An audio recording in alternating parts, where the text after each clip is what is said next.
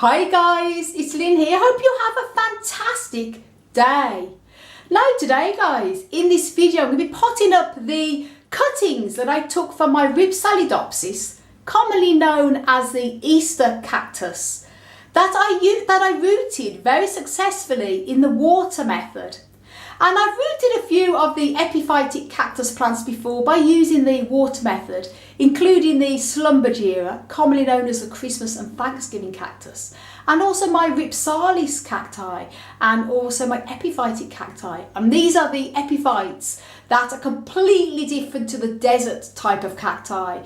And the epiphytic cacti do root very successfully with water. And I'd never tried the Rhipsalidopsis Easter Cactus before by rooting the cuttings in water, and it was a fantastic success. And I made a video at the time when I did the cuttings with the water method. If you haven't seen that video, please do check it out. Links will be up above. And also if you want to know how to propagate Slumbergera, commonly known as Christmas and Thanksgiving cactus, with the water method too, do also check that video out as well. Links up above, and also put the links to them videos at the end of this video too in the end cards. And as I say, successfully got roots with the water method. I would never recommend rooting desert type of cacti with water, because if you take cuttings of the normal type of desert cacti and root them in water, they will rot. There's some cacti like Prescyopsis and Preschia and many of the other epiphytic type of cacti that will root very well in water, but I say the majority don't. So if you have the traditional type of cactus, the desert one, don't do it with the water method. This is just for epiphytes. Just want to get that clear. And as I say, this is a success, and now I'm going to be potting them up. So here we go guys, let's get potting. Now here we go guys. Now what I've done is I've made my own soil mix up. Now normally with my cacti and the majority of my succulents, I'll be using a more of a well draining type of soil, and I like to make my own up, normally with the desert type of cacti and succulents, of 3 equal parts of loam, grit and horticultural sharp sand. But because this is Rhipsalidopsis Easter Cactus, and they are epiphytic type of cacti, like the Slumbergeras, the Christmas and Thanksgiving cacti, and many of the epiphyllums, I like to add a bit more peat to the soil. So in this case, I've made a soil mix up of 35% loam and 35% peat and 30% grit. I haven't used any sand because, as I say, the epiphytic cacti do like a more moisture rich and moisture retentive type of soil. So in this case, I've used peat. I normally avoid using peat. I'm not a big fan of peat. I always find it attracts them annoying fungus gnats and things like that. But when it comes to the epiphytes, in this case, I do like to use a bit of extra peat into the soil. And as I say, 35% loam, 35% peat and 30% grit, which is this here, and I've given it all a really good mix. And here we go then guys, very excited to pop these up. As I say, the water method works very, very well. And look at them lovely juicy roots guys, absolutely fantastic. Very happy with that. And as I say, the water method, it's fantastic with the epiphytic cacti. I would never recommend using the water method for the normal types of desert type of cacti you get, because they will rot in water. You just have to let them fully callus over and then pot them then into dry soil and treat as a cutting. Many videos I've made on how to take cuttings of the desert type of cacti, and also how to pot them up and everything like that. Completely different to this, and to different soil again to what I'm using with the epiphytes. So what I'm going to be doing there is just very gently putting that down on there like so. There's 3 all very good roots, and that's already starting to form new little leaf already in the water. So again like that, just to spread them apart.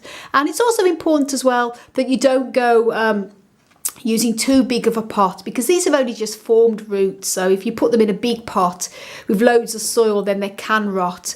So that's what you don't want to do. So that's why I'm using a fairly small pot, just spreading them all equally about there. And then I'm going to be very gently, be very careful not to damage these roots. Very gently then putting the soil on the top here.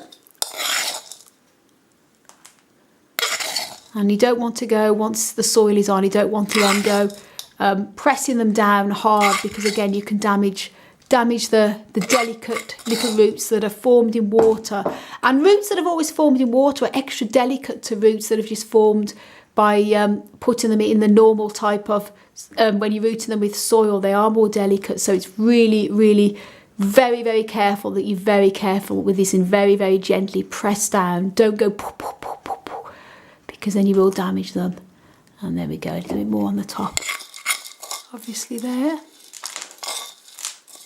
So the grit will help to give it a little bit of drainage, because they do, especially with Rhipsalidopsis, I find they're a lot more sensitive than the Schlumbergera Christmas and Thanksgiving cacti are. They're definitely much harder to grow, personally in my experience, than the normal type of Schlumbergera type of epiphytic cacti are. So they're just that little bit more temperamental, have to be very careful. So gently there. And what I'm going to be doing now is I'm going to be giving these a good water.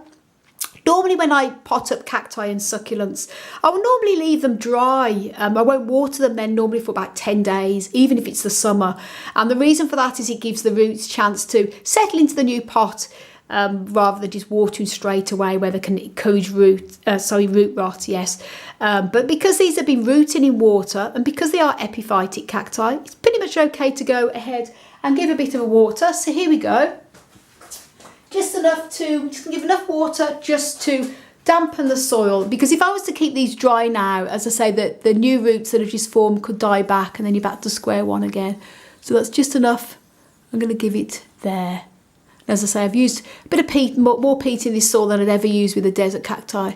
So just very gently there. And that's it. I'm going to label it so I know what it is. And there we go, guys. And as I say, do check out the video I made when I did take these as cuttings and I rooted them in the water method, if you haven't done already. And if you want to know how to root the Schlumbergera, commonly known as Christmas and Thanksgiving cacti, in the water method too, as well as many of the other type of epiphytic cacti such as Epiphyllum and Rhipsalis, then do check out the other videos I've made. I'll put the links at the end of this video in the cards. So guys, thank you so much for watching. And also, if you want to know a little bit more on how to grow cacti and succulents, please do check out my website, desertplantsofavalon.com.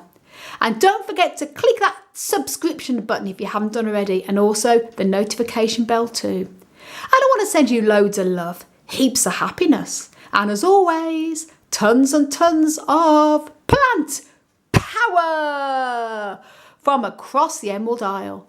And until my next video, bye, bye.